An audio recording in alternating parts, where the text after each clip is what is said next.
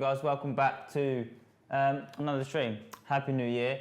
Today I wanted to go through last year. I'm going to bring the journalytics up and I've screenshotted a few things and go through that, and then the last sort of slide just talking about what you want to do for this year coming forward and how to press on and go forward. So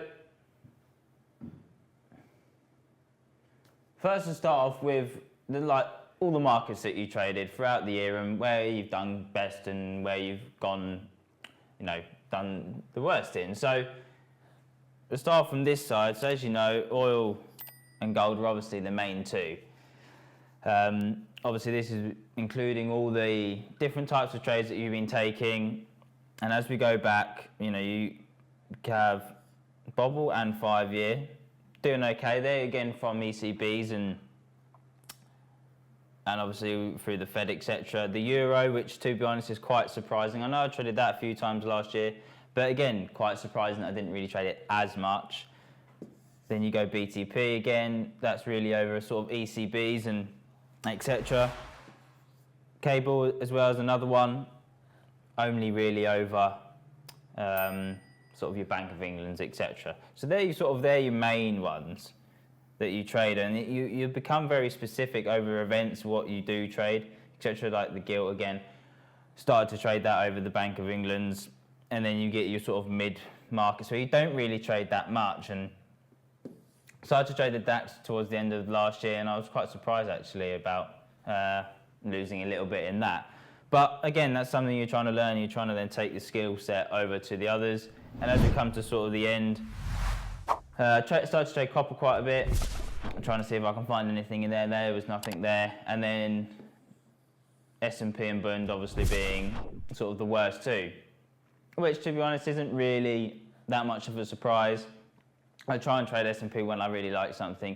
Same as Bund. I might have to start looking towards the Bund towards this year really, because coming into ECB and seeing what happens with that, you got some time to take some advantages again when you trade the Shats and Bobble. But obviously the two markets are outstanding from the rest, and even with that, as we talk about it, what your target is for like this year about trying to really increase your size and trying to, when you've got high conviction, is to put on size on these trades, is hopefully then that can build even more and bring these up with it as well when you're going to look towards more of these on these products and like BTP, etc. So yeah, that was just throughout the year where you've been you're trading as well. So this is the performance by time, which I was again quite surprised. I mean, here for that first minute, etc. You're wrong quite quickly. Probably done loads of these really silly poor trades, which adds into sort of that. And then as you further go on, when you're holding things for much longer time, you go from your 15 to 30 to your hourly. Yes, it goes down a little bit, but when you're holding and you've got a bit of conviction and your trades take a little bit of time, you are, working in the correct sort of manner. So that was just something a little bit interesting to have a look at over sort of the whole year. And then this is performance by trade type. So I split these up throughout the year, and I think this year I've split them up again. So over sort of your banks and things, I'll split them into like 3-4 categories. Your comments as well, I'll hashtag those. So if it's a comment with the Fed comment, I'll hashtag it as the Fed. So then throughout that year, you can then split things out correctly. Breakouts, etc. In your cash and out your cash sort of moves. Auctions, again, don't really trade them that much. Passive entries, just trying to when you're playing a lot of trends and you leaving bids in, you're just trying to take little out of the market. Wasn't too good. This was, this was quite surprising really at times, but you gave a hefty hell of a lot of P&L away last year, and just by really poor trading, sort of influence trades where, like these two, your comments and your breakouts where you have created the edge, and these two towards the end of the year turning around and being a big difference.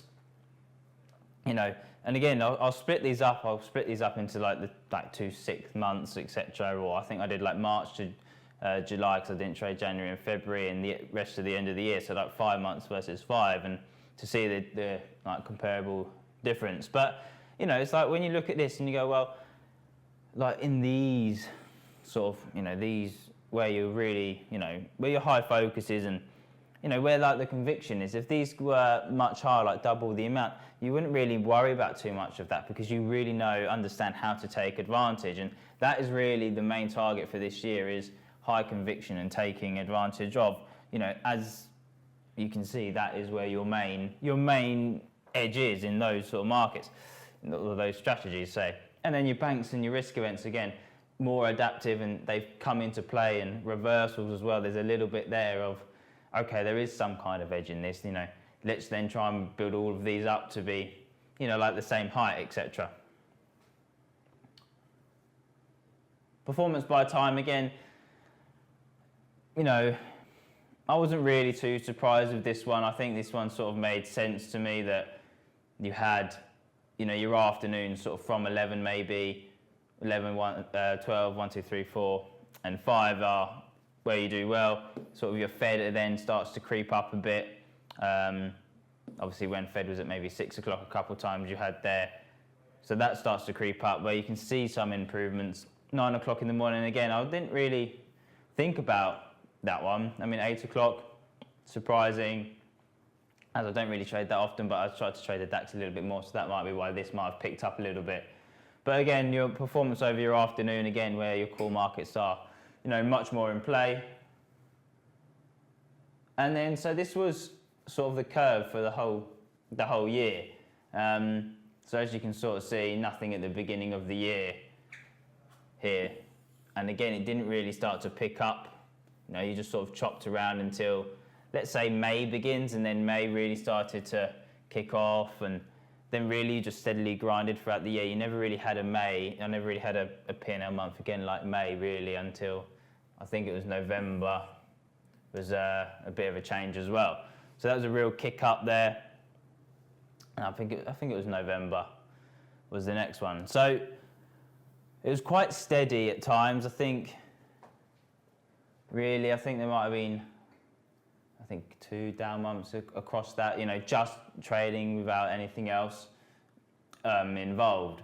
So that was it. I think December was probably the second worst. Nothing was quite flat. You really only traded a couple of weeks in there, but there was opportunity, and it's about trying to then bring that opportunity out.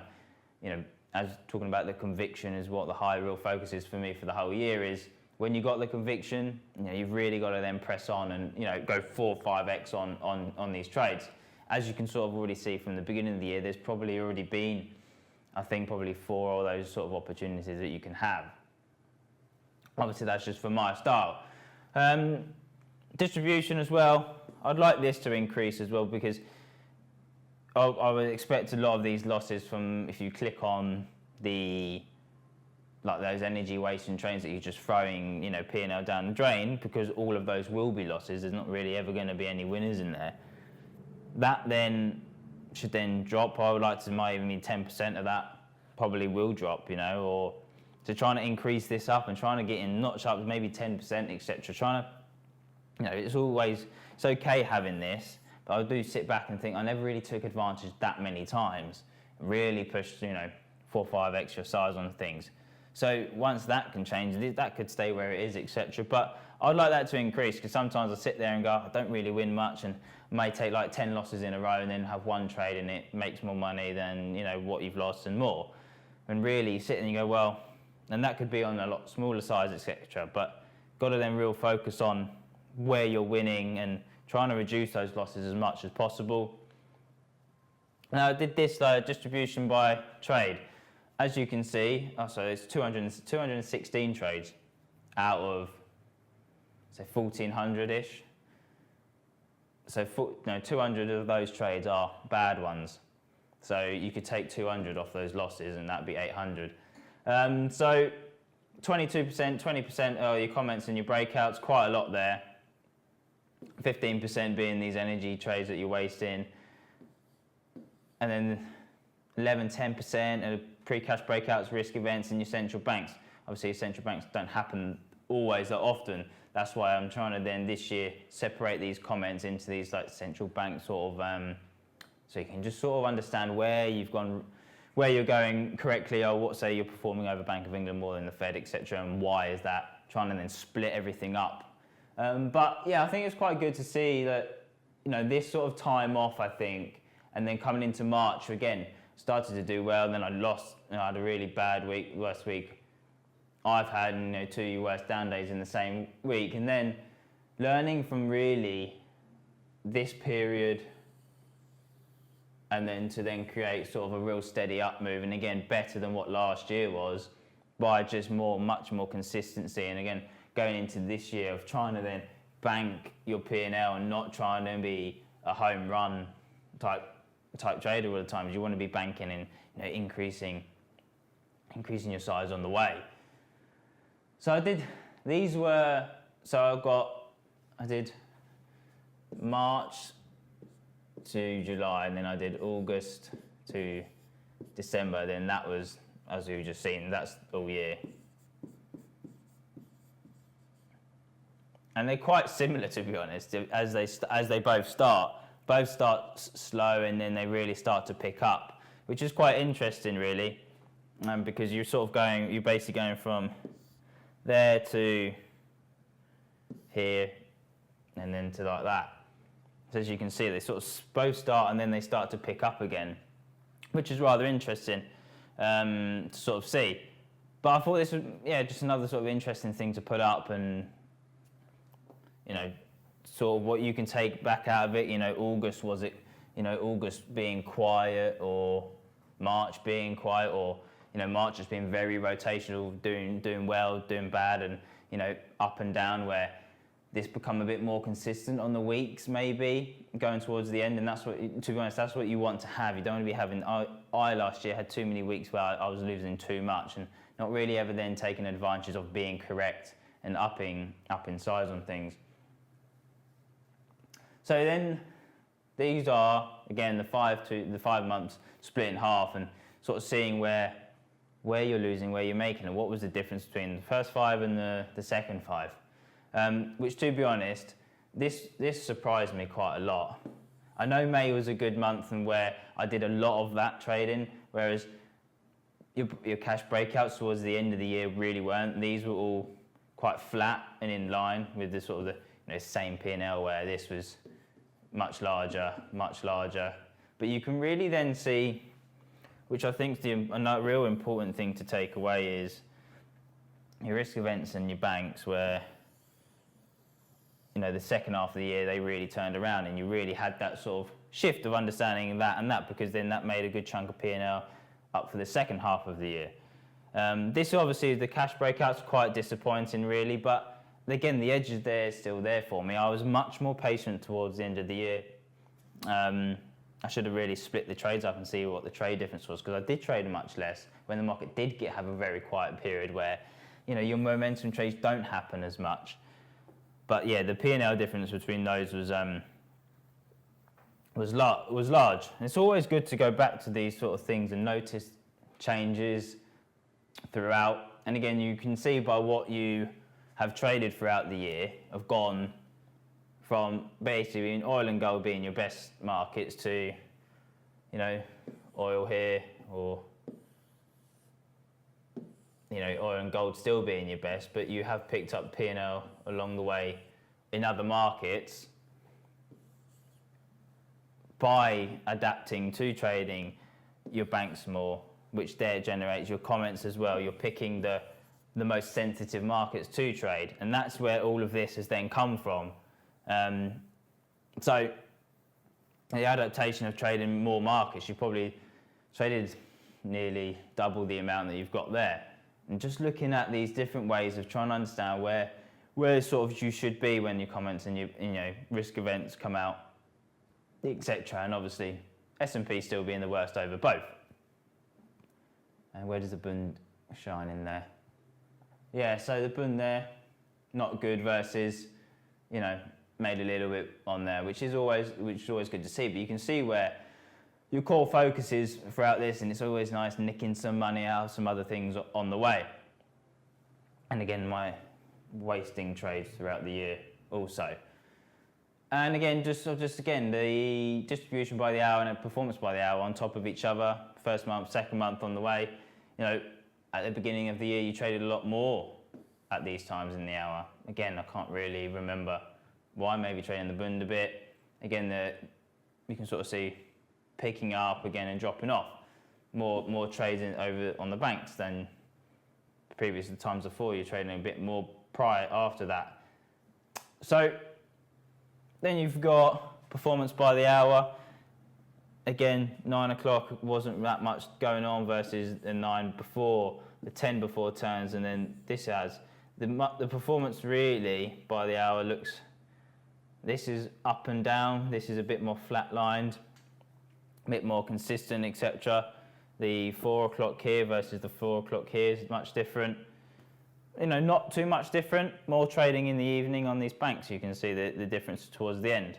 So it's just nice to split up the year, and even if you do it, you know, different month by different month, back to back. But the processes for this year, and I've written, there's probably quite a lot here, but what the real main focus is, a lot of these, and you know, trying to reel the big aim really is this one.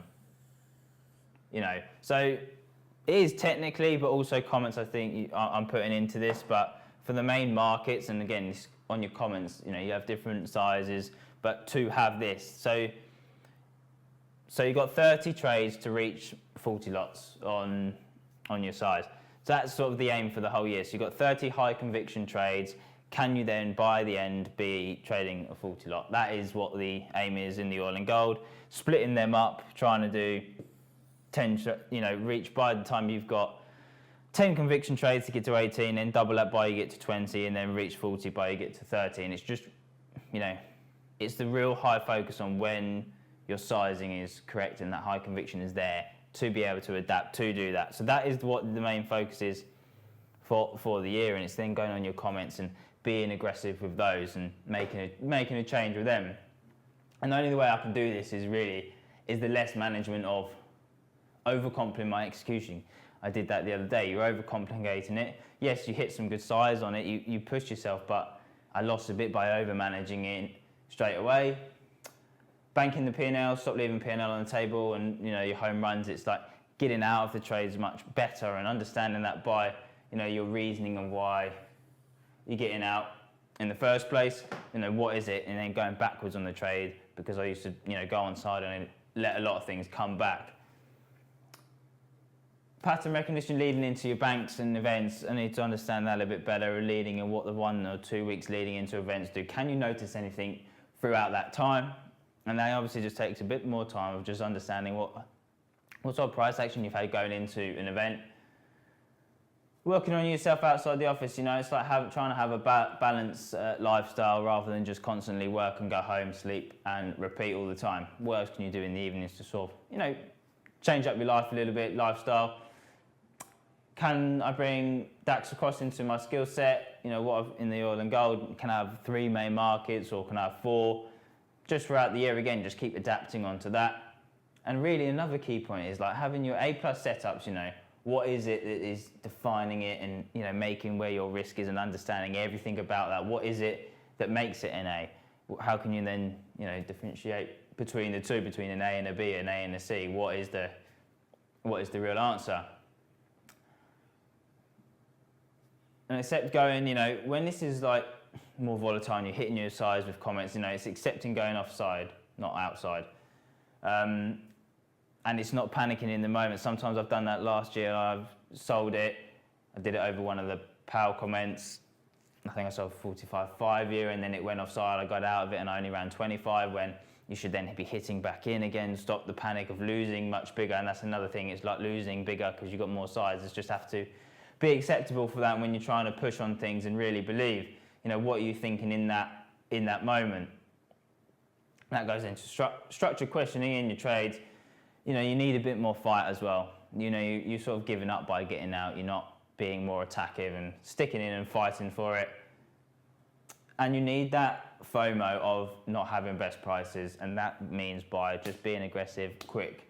You know, being hungry for that, you know, best price. And, you know, if you sell 3 clips of whatever, then you sell them at the best prices, not too late, and believe in what you're hearing and what the market is telling you. So they're all the sort of the main real focuses throughout the year. And again, that by the end of the year, and really, the bottom one about not having the best price possible. But that's it from me today. Normal information if you want to get in touch. info@axiafutures.com. I'll be back next week. Cheers, guys.